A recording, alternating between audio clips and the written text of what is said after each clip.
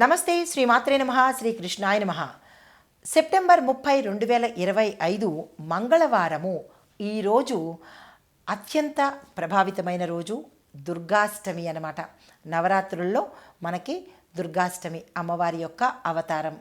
అయితే మెగా9 భక్తి టీవీ ప్రేక్షకులకు ప్రతి ఒక్కరికి పేరు పేరున అమ్మవారి యొక్క దుర్గాష్టమి శుభాకాంక్షలు తెలుపుకుంటూ, అమ్మవారి యొక్క అనుగ్రహము మీ ప్రతి ఒక్కరికి, మీ కుటుంబంలోనూ మీకు అందాలి అని కోరుకుంటూ పంచాంగంలోకి వెడదాము. శ్రీ విశ్వావసునామ సంవత్సరం దక్షిణాయనం శరతృతువు ఆశ్వీజమాసం శుక్లపక్షం.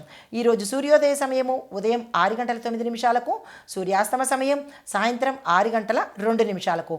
ఈరోజు తిథి అష్టమి మనకి సాయంత్రం 6:01 వరకు ఉంది. తదుపరి నవమి తిథి ప్రవేశము. నక్షత్రం మూల ఉదయం 6:10 వరకు. తదుపరి పూర్వాషాఢ నక్షత్ర ప్రవేశము.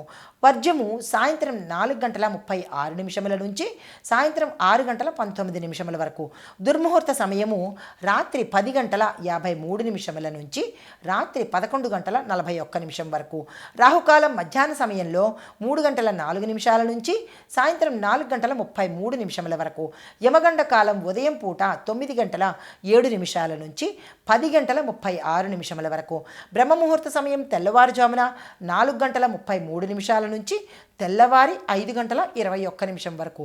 అమృత గడియలు రాత్రి సమయంలో 2:55 నుంచి తెల్లవారి 4:38 వరకు. అభిజిత్ ముహూర్తము ఉదయం 11:42 నుంచి మధ్యాహ్నం 12:29 వరకు. ఇది నేటి పంచాంగం. నమస్తే.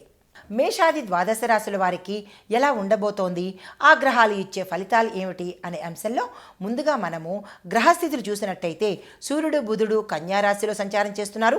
విద్య, ఉద్యోగము, వ్యాపారము, కమ్యూనికేషన్ రంగాల్లో విశేషమైన స్పష్టత, విజయము, వృద్ధి గోచరిస్తోంది. మంగళుడు తులారాశిలో ఉండడం వల్ల సత్సంబంధాలు ఇటు వ్యాపార పరంగాను, ఇటు దాంపత్య పరంగాను, కుటుంబ పరంగాను సత్సంబంధాలు ఉండబోతున్నాయి.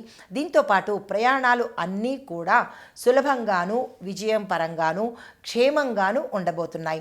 అయితే చంద్రుడు కర్కాటకంలో ఉండడం వల్ల కుటుంబంలో శాంతి, సంతోషము, శుభకార్యాలు, ఆర్థిక స్థిరత్వము, భావోద్వేగ విషయంలో శాంతి, సమన్వయము ఏర్పడబోతోంది. అయితే ఈ యొక్క ఫలితాలు మనకి మేషాది ద్వాదశ రాశుల వారికి ఎలా ఉండబోతోంది అనే అంశంలో తదుపరి రాశి మీనరాశి.